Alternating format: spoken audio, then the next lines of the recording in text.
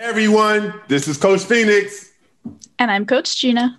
And this is Toast with the Coaches. Cheers. Cheers. Hi, everyone, and thank you for joining us for another episode of Perspective, the show where we drink and talk about life, the universe, and all that other jazz. And again, I'm Coach Phoenix, founder and CEO of Role Model Life Coaching. At Role Model Life Coaching, we partner with our clients to help them navigate down the road of life towards a model self. And I'm Coach Gina. I'm a certified life coach and founder of Clear Focus Coaching, where we specialize in boundaries coaching and women empowerment. For more information, please check out the website at clearfocuscoaching.com. So at this time, I would like to raise a toast. I would like to raise a toast to the former managing director and board member, AKA A1 since day one, to Black Lives Matter Global Network. Globally recognized speaker, ambassador of social justice, principal of Think Free Global Strategies, the world famous Queens, New York's own Miss Kailee Scales. Cheers. Cheers. Hi, guys. Hi, welcome to the show. Oh, welcome. Happy New Year. Happy New Year. Happy New Year to you. We're so excited to have you as our first guest of the new year. Absolutely. And as everybody is talking about, new year, new me, as we know with the course of our show, we're actually going to be diving into your past, looking backwards a little bit and figuring out who is Kailee. Let's get right into it. So we mentioned you was the managing director and former board member of the Black Lives Matter movement. Last year, y'all was shaking waves and making headlines, and like, what was the feeling being associated and being a key leader in that organization, and to see the way that that organization grew and made such an impact in America? Yeah. Oh, first, thanks so much for having me. Thanks so much for this conversation. Thanks so much for this platform you guys have created. It's really great. And it's an honor to be here and to share time with you guys. So yes, last year, 2020 was very intense. It was particularly intense for Black Lives Matter. I was with the organization for over 3 years, or about 3 years. So I kind of watched a lot of change happen in a short period of time. And it was really an honor to be a part of last year, that historic moment, which, we see continue hopefully far into the future. So it was a real honor to be involved with the coalition and the groups of people. Black Lives Matter is really this umbrella term that an organization shares the same name of hundreds of Black-led organizations and folks on the ground that are doing incredible work to serve our people. So it was a real honor to be a part of that. Yeah, that's amazing. I imagine that the historical moment you're speaking to is George Floyd, yes? Yes. Yes. So what was that evolution like for you personally, watching the organization over the 3 years? What was it like when you first started out there? And what was it like, when you left? Yeah. So it's really interesting because I've been working in social justice and in progressive work for decades, and I've seen nothing like I saw working in these past few years with Black Lives Matter in particular. So I knew when I went to serve the organization that it was one of the most relevant organizations even then of our lifetimes. And although I'd worked with wonderful organizations, never one that had such prominence and relevance.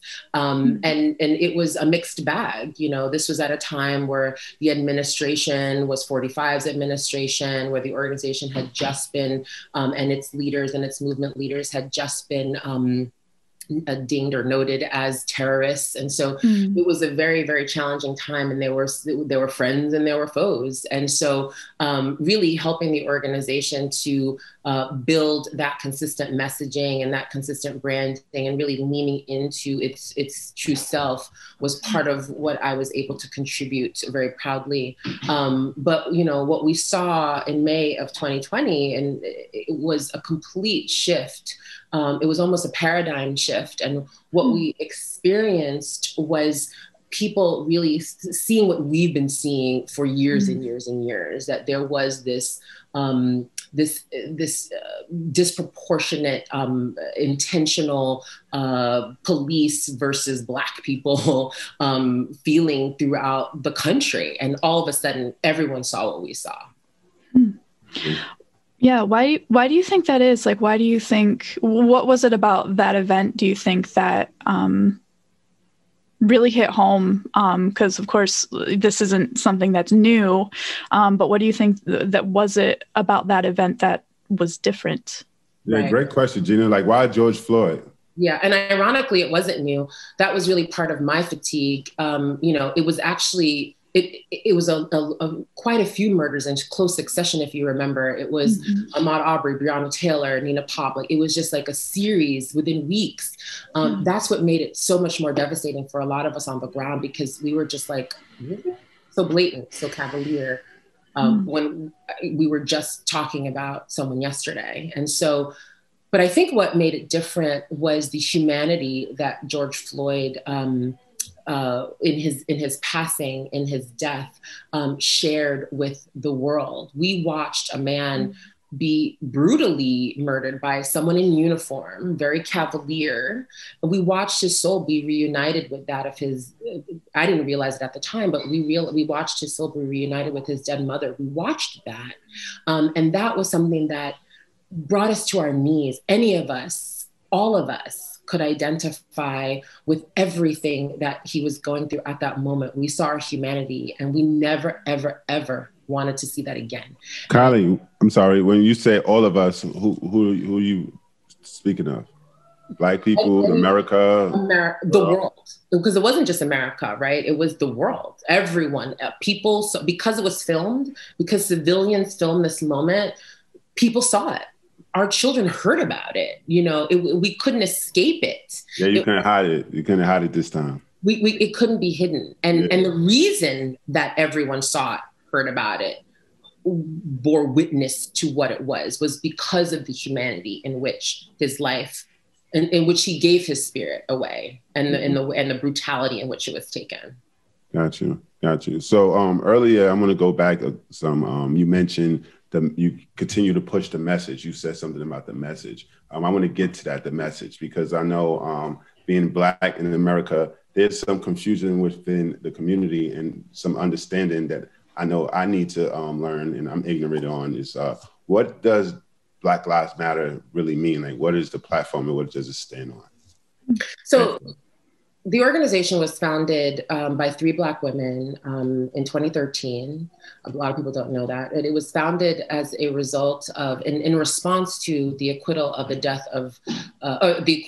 George Zimmerman, the murder of Trayvon Martin. So first of all, if you remember, George Zimmerman wasn't even brought to justice for murdering Trayvon Martin. He was just allowed to murder Trayvon Martin with the Stand Your Ground law in Florida. And activist organizers on the ground had to ensure that he was even brought to justice. And so many people thought it was a slam dunk, right? They were just like, oh, of course he's going to be thrown in jail. We know what happened. We heard it. But, you know, then you started seeing the tropes throughout the trial, the same tropes that you notice now, the character assassination, you know, asking the questions about the victim, all of these things you started to notice, and you started to see a pattern. And then when George Zimmerman was acquitted, it was just so devastating for so many people, including the co-founders of the movement. And one of the co-founders, Alicia Garza, went to Facebook and wrote this love letter to Black people, because she, as many of us, heard the same things, like, oh, of course he's acquitted, nobody cares. And so, you know, she wrote a love letter to Black people and ended it with Black Lives Matter. And another co-founder, Patrisse Cullors, hashtag those words. And overnight, it went viral. And the third co-founder, Opal Tometi, came together and they created a website. They realized, well, this can be something. We can really organize under this, these 3 words. And those 3 words sort of carried through and meant different things to different people. So initially, organizers gathered other organizers and started to organize under this hashtag in local communities, primarily around vigilante and justice and state-sanctioned violence. And the mantra became a promise, and it became bigger and larger and attracted more people on the ground locally doing this work for different reasons. But essentially, it is to ensure that Black people have a voice against state-sanctioned and vigilante violence. I'm wondering if you can speak to one of there's a couple of questions that I have about Black Lives Matter, but I think that it goes even just beyond the organization, because I know that the organization talks about supporting, like they specifically say that like they support the LGBT community. Can you speak to, as a Black person, like why is that important? Like, why is that connection important? I think it's important to ensure that we make sure that people understand that all Black lives matter. And many of the human rights and civil rights movements in the past, there have been some that people have been invisible, right? So we haven't seen as many women in the forefront. We haven't seen trans people in the forefront. We haven't seen the queer community in the forefront. So the movement was founded by 2 queer women. And it was very important to be able to ensure that the messaging belonged to everyone. And although those people were invisible, they were the ones that were on the front lines. And so it was very important within this movement to really amplify all voices, to ensure that everyone had an opportunity to promote the healing and the justice that everyone deserves, that all Black people deserve. Yeah, that makes sense. So I wanted to go back to, because you said that by the time you had joined Black Lives Matter, that, you had kind of been working in that area for decades already anyway. So going back, what was it for you? Like, how did you grow up, and kind of what did you see growing up? And what was it that brought you to do that work in your adult life? Before she starts, I want to give a shout out to New York, fellow New Yorker here. That's it. So I grew up in New York. Spoilers. Spoiler alert. And one of the things that you may know, if you grew up in New York, is that it's really hard. New York is a very political community. Like, it's really hard to grow up, especially a person of color in New York, and not get politicized at a very early age. And by politicized, I mean not get involved in a rally of some sort, a march of some sort, and a petition signing something. Like, there's always something going on, because we're all very civic minded in New York, and we all, understand that we are responsible for, we're very proud to be New Yorkers, and we understand that we are responsible for our communities, and we are out there in these streets, And so that's how I grew up. I grew up surrounded by people who were incredibly involved in their communities, that were incredibly involved in politics and in electeds and in elections. And so I can't remember a time when I wasn't volunteering or, going to a rally or helping sign petitions. So I got my official start in New York as an on-the-ground organizer, getting candidates on the ballot for the Working Families Party. And so that's how I officially got my start. But it's like, it courses through my veins, Yeah. What time in your life was this? Was this college, high school?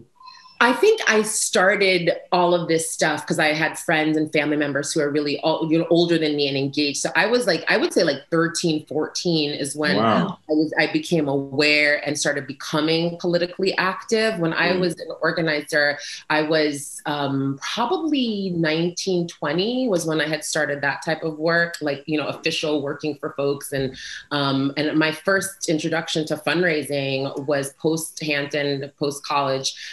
You went to Hampton University, HBCU? Yeah. Shout out to the HBCUs. Okay. Are you Greek?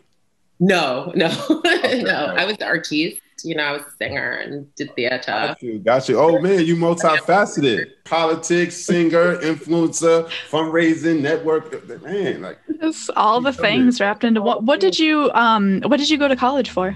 Poli-sci. Good performance. Oh, I was wrong. Major voice, minor clarinet. So. Wow, that is awesome. So, can you speak to, because I think about that being 13, 14 years old. And when I was 13, 14 years old, I'm like, I don't know, climbing trees and being dumb. I'm a kid, you know? So like, what was that like for you being that young and having those experiences? Was it stressful? Was it something you were, really excited about doing? Was it both? Like, what was that experience like? I think, I was really excited. My family all like they love politics. They've always introduced me to politics at a very early age. I remember knowing about who was running for president at age 5. Like I was very much aware. It was a way of life for me. So it wasn't stressful. It was just who I was. Gotcha. Nice. So you went from going to school to be a singer, music major, to living a life of like an influencer and into politics. Let's talk about that. So like out of college, what was your next move? Yeah. So as I said, I was working in Brooklyn. Right. On a campaign. I was doing some volunteer at first. I was working as a volunteer on a campaign for a man who ran for Congress in the 10th district, which covered, you may be familiar, but like the Bed-Stuy, Brooklyn Heights area. Yeah, so that's where I'm from. Bedford-Stuyvesant, Gina, I'm sorry, is the best part of Brooklyn. It's like the best part of New York. So much history, very rich in history. You got mansion, brownstones. It's just a beautiful place. But go ahead, back on you. So about you, Kailee, my fault.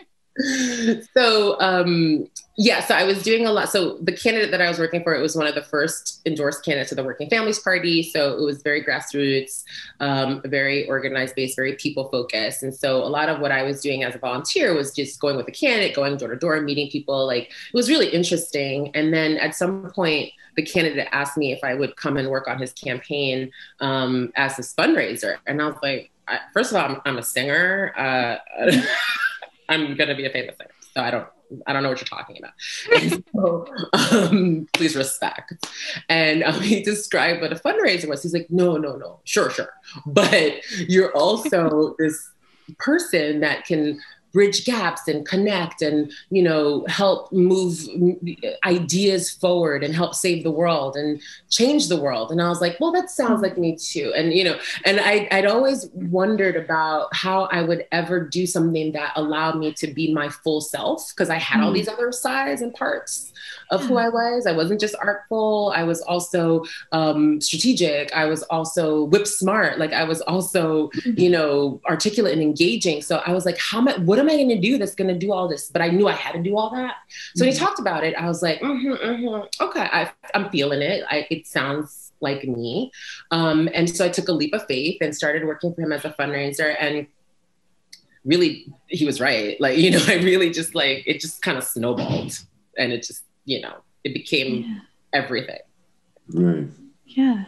How, just kind of digging into your personal life a little bit and how that development worked for you, because you are so multi-talented. Being multi-talented sometimes stresses people out because they feel like they're lost. There's kids who are like, oh, I want to be a firefighter when I grow up. And you just look at them and you're like, I'm 23 and I don't know what I want to do. They're so driven and focused. And then people who are, so multifaceted like that, it's almost like they get pushed to the side because they don't have almost what society has constructed as like a drive, even though you clearly have drive and you clearly have talent and you have made a huge difference. Like, what was that like for you personally to kind of go through those things and discover that about yourself? And like, what was that process like for you? Yeah, it's really, I'm glad that you brought that up because, I think it's really similar for all of us. It was not easy, especially like you said, because I had all of these interests and all of these talents. And it was just like, it was stressful. It was like, well, what if I pick the wrong thing? Or what if I'm like doing like, I remember when I mentioned to my family I was going to study music, they were like, all right. And so, sure. And it was just like so stressful. And it was really, like you said, trying to figure out like, is this the right thing? Or should I be trying this? And really trying to figure out like what will satisfy all of these things.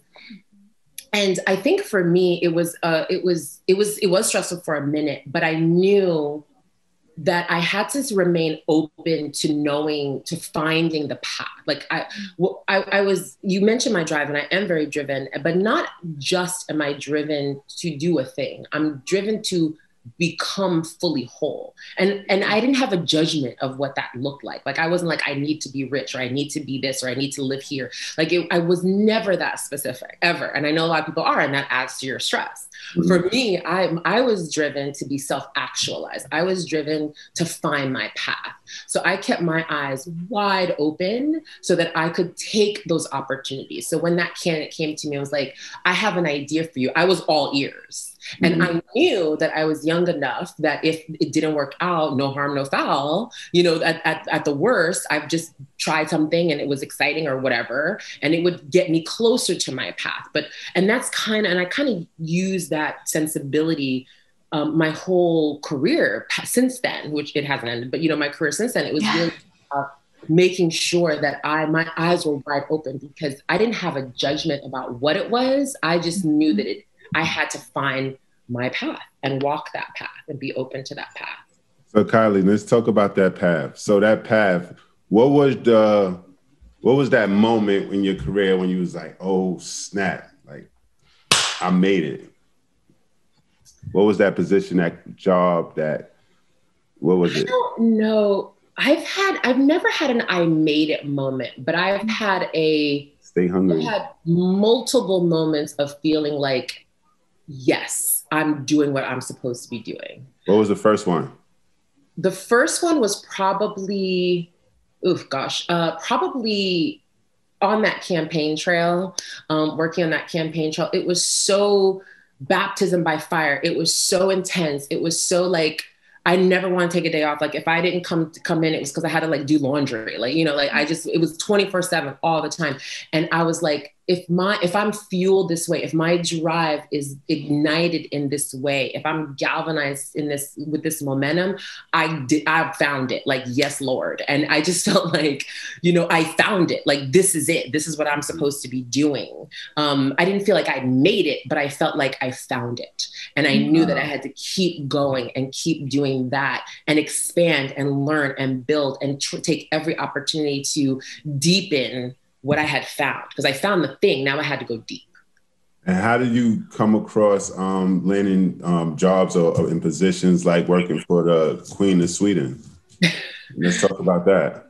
Yes. So, being a fundraiser is a rare, unique thing. And there's not a lot of fundraisers. There's like no Black fundraisers, but there are not a lot of fundraisers in this world. There's some political fundraisers, but fundraising is not something that you grow up wanting to be. What do you want to be when you grow up? A fundraiser, like that's just not what's in your mind. Or even a nonprofit leader is not really something that a lot of people set out in the world to do. So when people like me find this path, there are a lot of opportunities for us because, there are just not a lot of people doing the thing. And so when I worked for the Queen of Sweden, it was a time when I was working at another organization, which I loved, an organization that focused in early childhood education. And I was also, doing some consulting, and people were asking, like there were lots of celebrities at that time who wanted to figure out how to create their own organizations. And I was helping and researching and, just out there in the world, like I said, being open to opportunity. And I came across the Mentor Foundation just as I was doing some work for something else, and started to engage. And, then suddenly I learned of this incredible role that was available, and they asked if I'd be interested. And, I had a couple conversations, and never in my wildest dreams would I have ever imagined that they would have chosen a girl from Queens, a Black woman from Queens to work. And when I say work with the Queen of Sweden, I mean like work with the Queen of Sweden. Like that was your direct report. You was a direct report to her. I was a direct report to the executive director, but she was the president. So sort of. So the Queen of Sweden, please ignore my ignorance. Do you mean like actual Sweden, the Queen of Sweden? This isn't like a pseudonym or like a stage name. This is like actual queen. You're bowing to royalty, Sweden. There wasn't a lot of bowing, but yeah. So let's correct that. Partnering with the Queen of Sweden. Chilling with the homie, yes. Oh, chilling with the homie. No, she is a peer. She's a real person. Like she was, I don't know. Wow, we bonded. She liked being near me. She liked being around me. Like your energy. I think it's a New York thing. Would you say? Like, where you think that come from? Like your energy, your swag. Why? What separates you from the rest of the world? Like, why you? I wish I knew. Well, I don't want the humble. But I love that there was both humble and also not. There was a little bit of a hair flip and a little bit. I want the Queen's version. I don't want the humble version. I mean, like, give me the Queen's version. It might be a little of the New York feel, because you know how we are. Like, you can't tell New Yorkers anything. Like, we're from the best city in the best, like Queens is like the dopest ass. Queens is like the sun rises and sets in Queens, and so it is like that's just how we are. I don't know. It's humble. Like we grew up real like with humble. My house is tiny. Like I didn't grow up fancy. Yeah. But in our minds, it's the center of the world. And it really is the center of the world. So I think we bring that with us. We're just unafraid. Like, it just makes you fearless. We're city kids. We're out there in these streets. We're like latchkey. We're taking the bus at age 7. We're not afraid of anything. Yeah. And bringing some of that spirit into everything. People are just like, well, if she's not afraid of me neither. We're good. I love that so much. I think, okay, so I was born and raised in the country in Michigan, but when I met New Yorkers, because I used to work for a company in New York remotely, but I would go there quite frequently, and I love New Yorkers because in the Midwest, I'm in Minneapolis, Minnesota.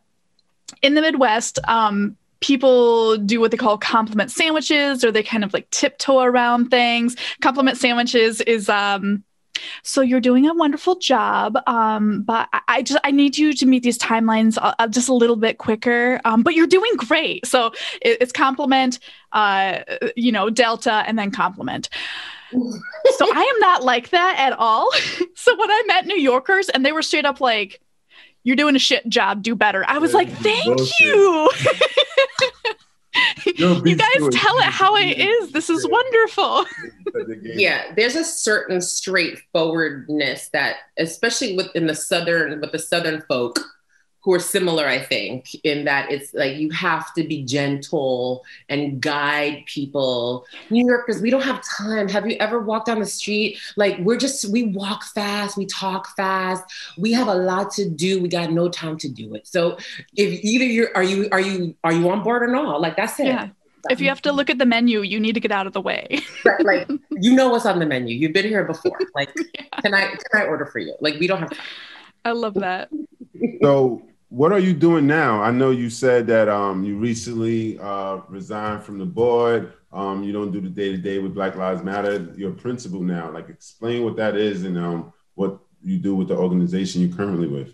Yes. So I founded an organization or a company called Think Free Global Strategies. And this company helps me to work with a whole bunch of different organizations. So after the aftermath of George Floyd, I had really a great opportunity to work with a whole bunch of different organizations, individuals, and helping people to really redefine what freedom looks like and bring some of these learnings and core values into their daily work. So all of these, there were so many organizations and people that wanted to do transformative work that suddenly were ignited around all of the activities that we were seeing, racial injustice activities. And then that became a ripple effect to all of these other injustices, all of which I've worked on before. So I had this really great opportunity to bring all of those learnings to help guide and shape culture, help guide and shape ideas and solutions to big global problems. And so that's what Think Free Global Strategies is. That's what I've been able to do. And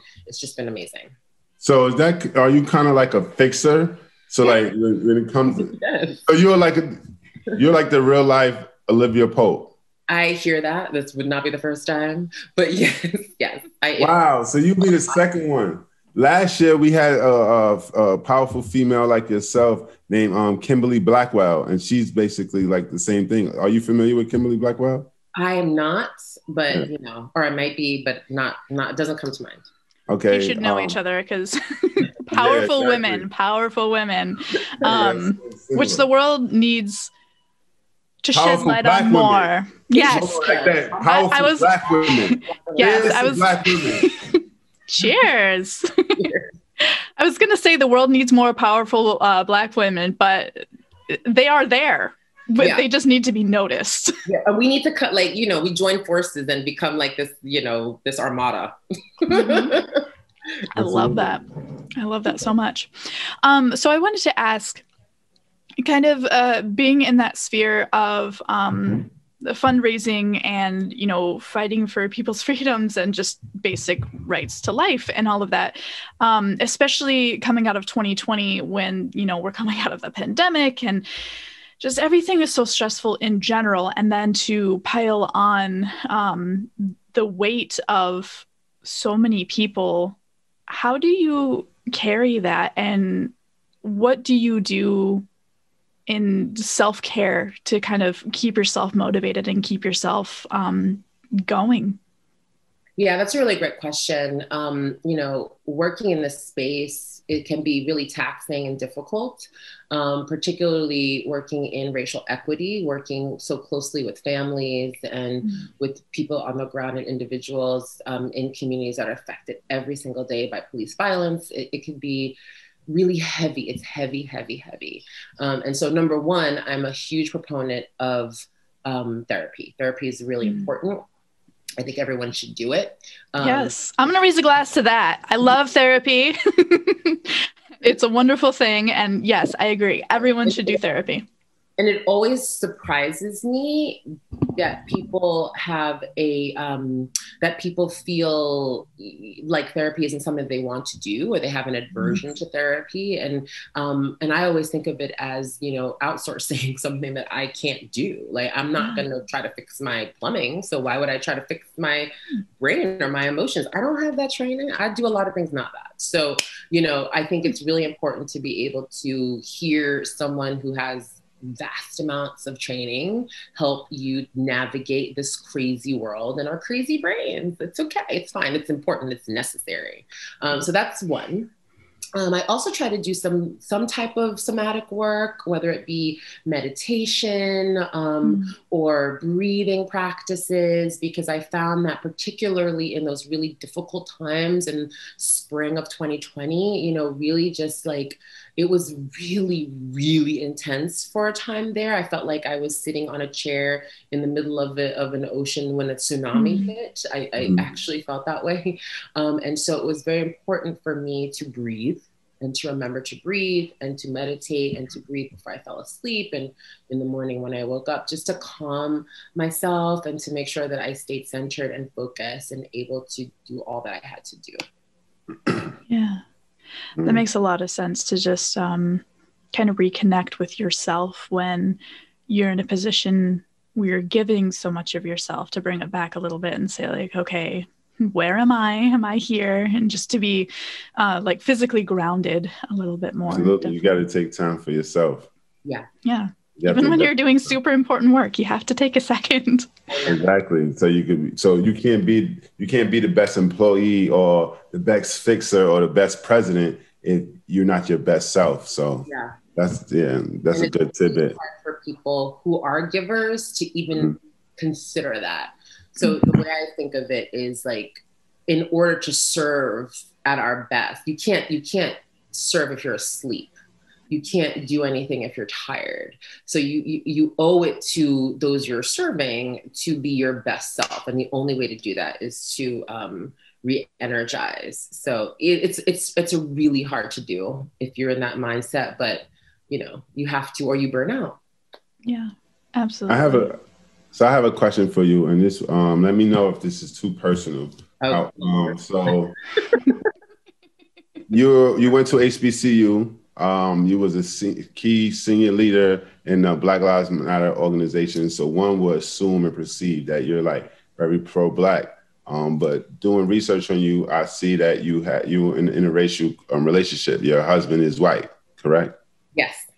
How do that play a factor in like your beliefs and the way you see life, and how do the difference in culture play a part in like your lifestyle as well? It's an interesting question. I feel like for me, I feel like I can carry and be so pro my culture because I represent my culture for my family. Like I am the Black culture. So I can always talk about it, teach about it, make sure my children are familiar with it. I represent for Black culture 24/7. Like I love it. And I remember I've been asked that before, and I was like, you don't understand how Black I can be, though. Does that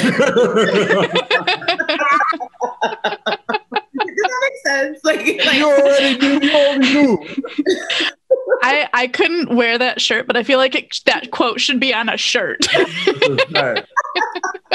that. Like, I don't think people get it. Like, you can just be so free and just so like in your full culture, and you can always like. And you have this opportunity to teach people and to make sure people are woke. And like my family, like, they are the most woke people because we are always talking about these issues. I worked for Black Lives Matter. You don't think? Yeah, exactly. Damn that. You don't think we like, went deep into these conversations about white privilege? Like to have that opportunity to kind of like educate and hear different perspectives, it makes me even more fluid and more. So was that a topic of discussion? Did you have to help make the other side of your family understand white privilege and what that looked like? And did you have those hard conversations? Like every day. Oh wow! Like all the time. like still. Like right now, and it would be like I would ask questions, right? Mm-hmm. And point out things like, that's white privilege, right? Or that, like, and really go deep and ask.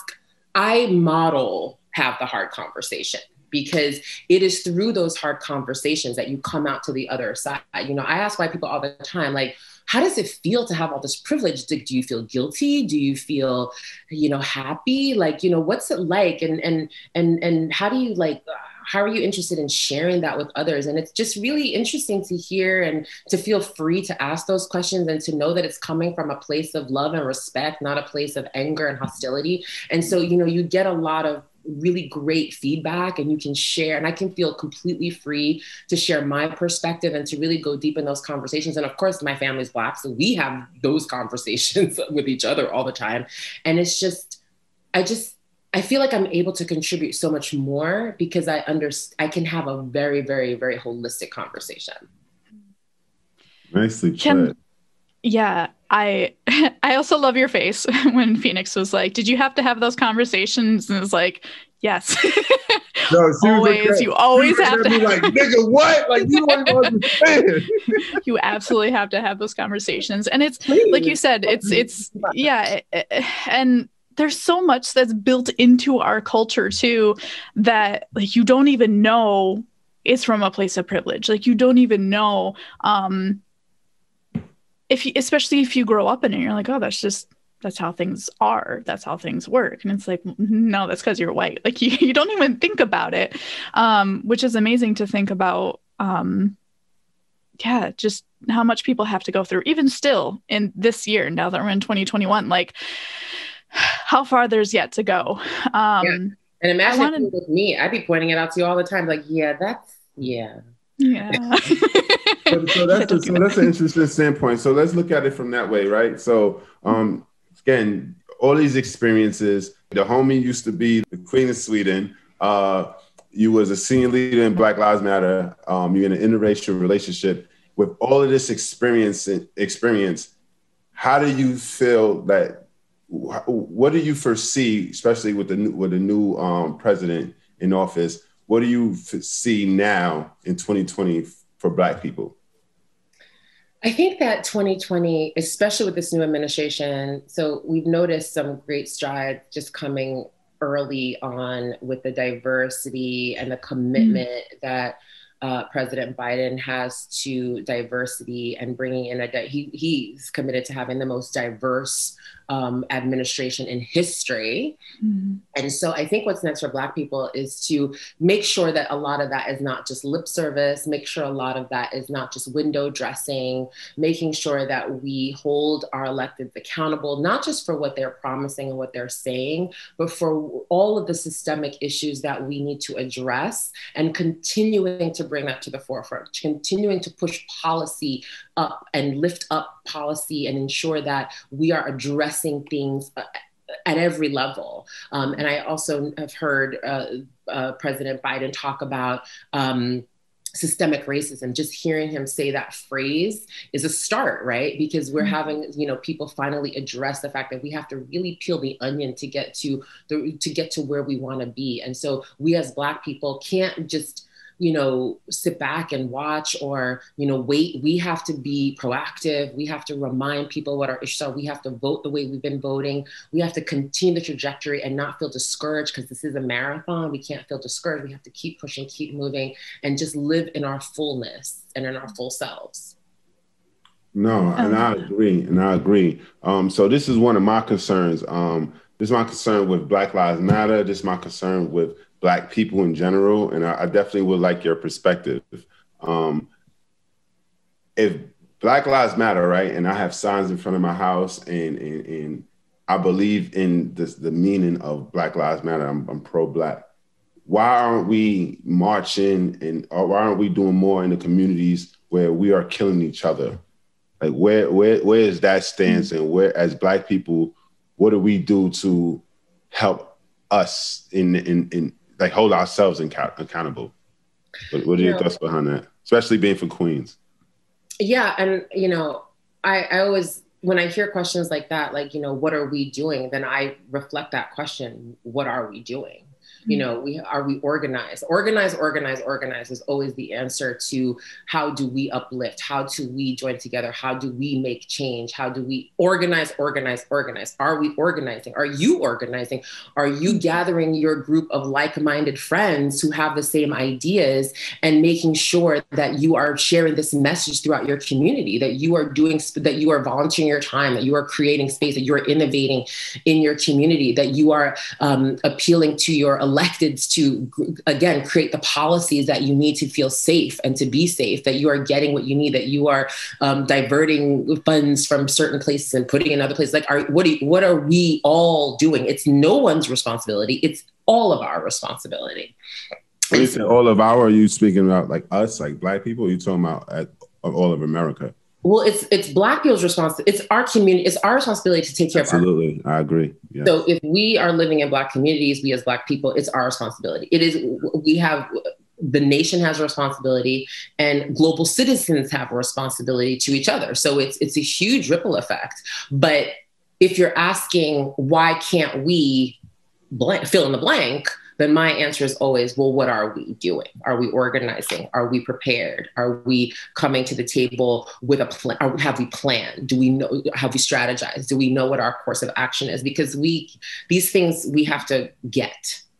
We have to organize for them. We have to ask for them. We have to get them. Nothing is really given to us for free. So what are we doing? That's a great question. What are we doing? So I got another question for you. So you come from a world, you from Queens, so you see poverty, you see it at its worst, right? And New York have one of the highest homeless populations. So then you go to working closely with royalty and celebrities and politicians. What do you think? What is your recommendation? What is your perspective on how do we bridge that gap, that wealth gap? And what is that answer that if you was president or you was someone to influence, like, what do you think we need as Black people to decrease that wealth gap or to be on the same level as our counterparts? There's a lot to that question. There's many. No, that was stacking. I'm sorry. There was so much I would have got. I was like, take it all. I do the same. I do it all the time. Like, I just asked you 3 questions.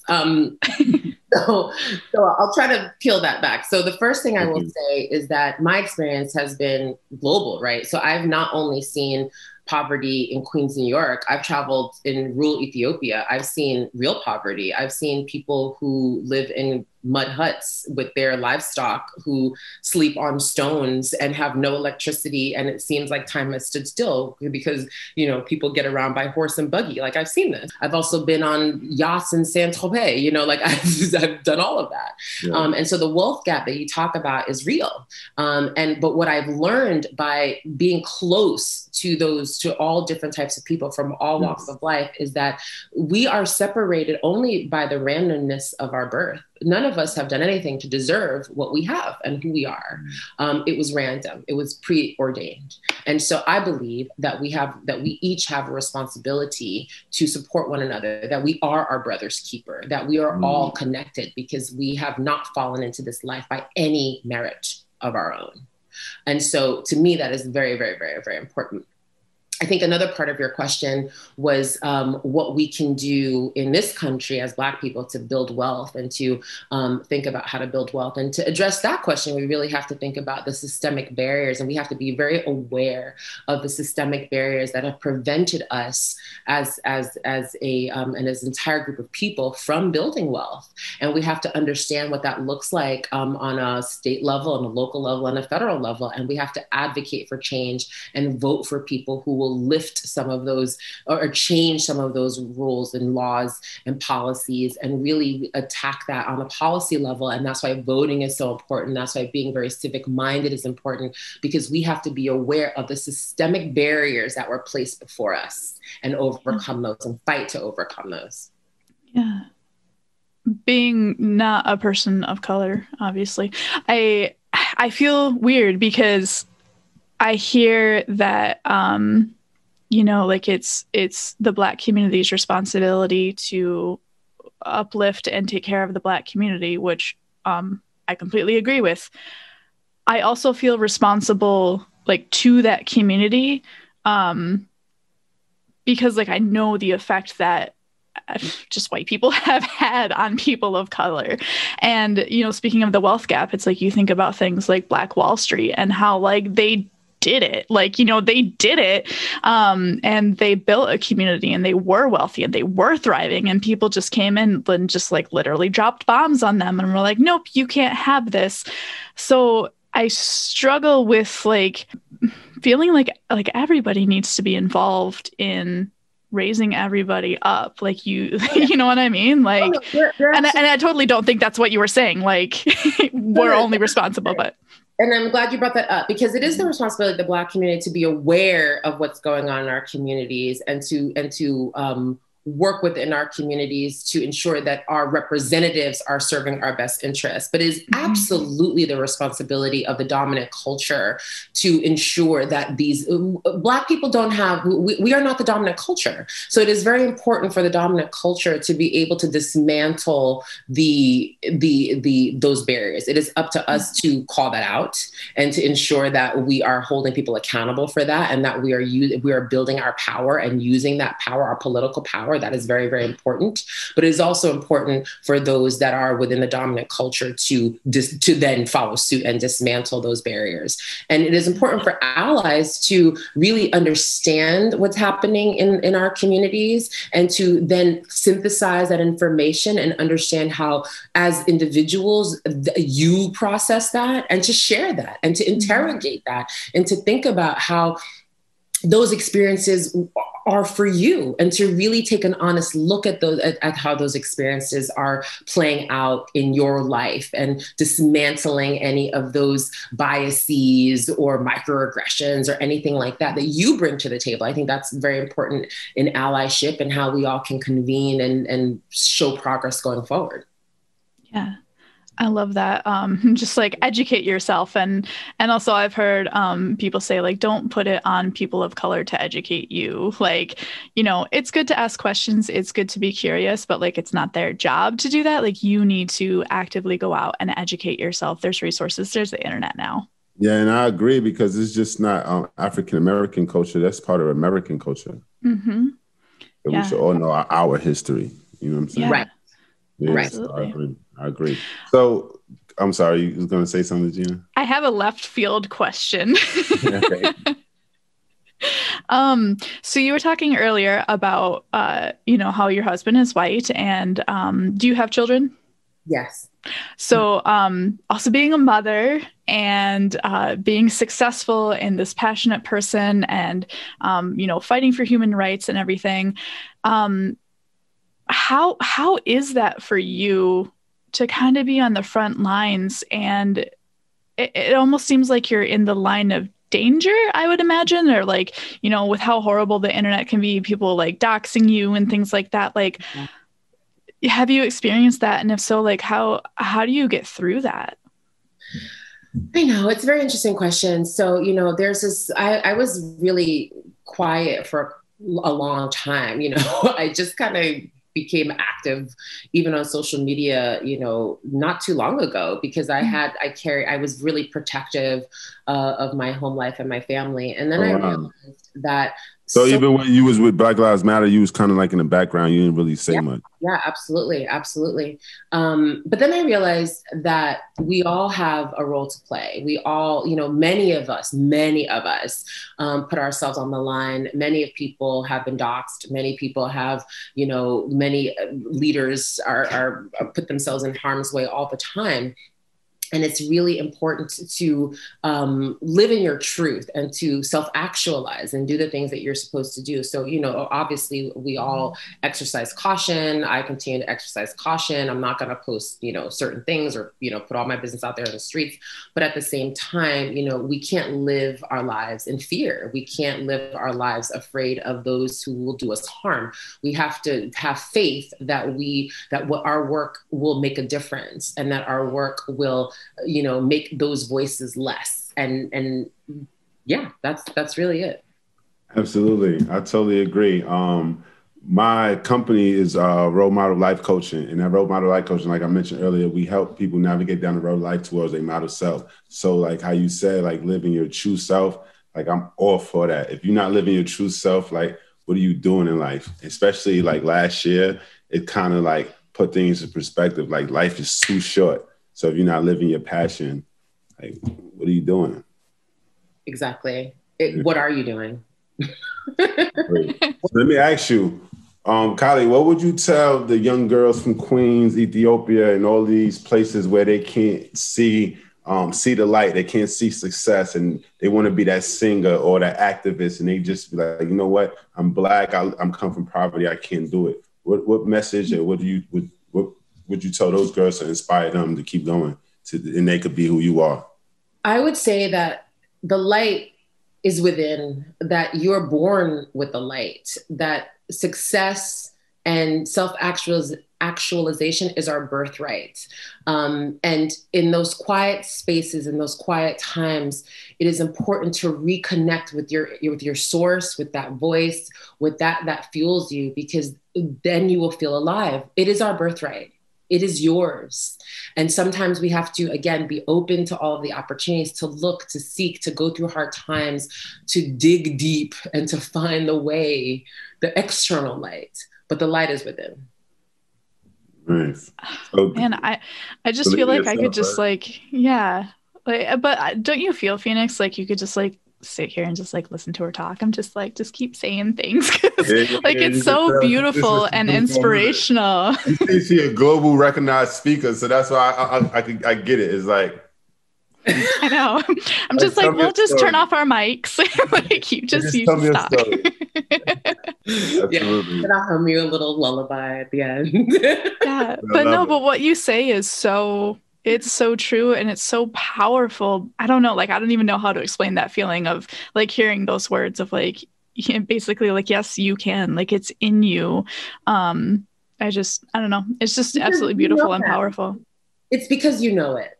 And I just say what you already know. You know, I've spent that time. I've taken those quiet moments. I listen to those voices. So when I say them, they connect because you have that. I'm not saying anything new. I'm just saying what you already know that you were afraid to say, or maybe you hadn't heard out loud. Hey, Kailee, so are you still singing? Like, whatever happened to that dream? Like, what's up with that? I still sing. I've been in various bands throughout the years, or I've jammed with my homies, that kind of thing. Sometimes I feel like when I express my art through singing or through other mediums, like that's when I fully feel connected to my source. Because when you're given a gift of art, when you're an artist and you've been given an artful gift, it really connects you and grounds you to your creator. So I can't actually go too long without expressing that in some way. So growing up, what type of music? So you said you wanted to be a singer. Are you an R&B singer, pop? Like, what's your genre? So in Hampton, I did a lot of jazz. So and then like I did a lot of I can scat, I can do a lot of improv with my voice. I really enjoyed that. Lately, or over the past few years, I've loved really reimagining covers. So I really like to break apart a cover. My favorite cover is Smells Like Teen Spirit by Nirvana. I do really soulful acoustic interpretation of that song. Do you have a SoundCloud? Because I need to hear this. Yeah, I was going to say, do you want to give us a snippet, like a little bit, like I would love to, but I'm too shy. When you get it recorded, you need to throw it up on SoundCloud because I need to hear this. Right now, I feel like I'm excited. I'm gonna have to do that. Maybe I'll do that. But my favorite, I love to rip apart covers and just reimagine a song. And I like to do that with really, really emotive songs. So I'm an emotive singer. And so, I sing the way I speak, with a lot of soul and a lot of passion, and just really connected. So, yeah. Yeah, this needs to happen. I need to hear this. Now I want to do it. Not now. Right. In general. So Kailee, so what's next? What's in the works? What do Kailee 2021 look like? Well, it's really about continuing working with the orgs and the individuals and the corps, and really seeing Think Free global strategies flourish, and really helping people to execute and achieve all of their transformative goals. Nice. Amazing. Nice. And what would you say the viewers and listeners can do to support you in that goal? Is there anywhere they can go to donate or share, or what can they do to help support you in your work? Oh yeah, go to KaileeScales.com. You'll see my speaker profile and stuff if you ever want to hear me speak. You're also able to subscribe to my blog. So I really like to write also. And I just wrote a piece about buying local before the holidays to get people engaged with that. But just, reflecting and just kind of sharing some of my thoughts and experiences. So, liking that, sharing that. Yeah. Staying up to date with all things Kailee. Yeah. I will definitely be subscribing 100%. That's why I was looking down. I already subscribed. Phoenix beat me to it. Perfect. But Kailee, like Gina said, we would love to hear you speak all day, but unfortunately, our time is up tonight. So thank you so much. That you've been, man, it's so impactful, so powerful. But before you go, this is something we like to call our Thing of the Week. This is my favorite part of the show. During our Thing of the Week, this is where Gina and I give our audience and viewers, listeners, something to take with them to next week. Either like a quote, a movie, something that we learned to help them, inspire them to keep going to the next week. So without further ado, this is my Thing of the Week. First of all, I want to say Happy New Year to everyone. This is our first show going into the new year. We had an awesome guest, so we wanted to start it out right. 2020 is behind us. Most people can say it was I'm going to be frank, a fucked up year. Black lives started to matter and get recognized, but all for the wrong reasons. The country was definitely divided. We experienced a pandemic that killed thousands and thousands of people and a slew of other things.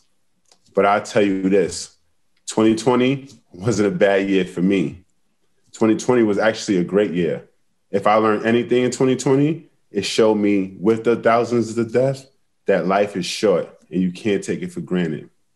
So this year in 2021, make sure that you make this year count.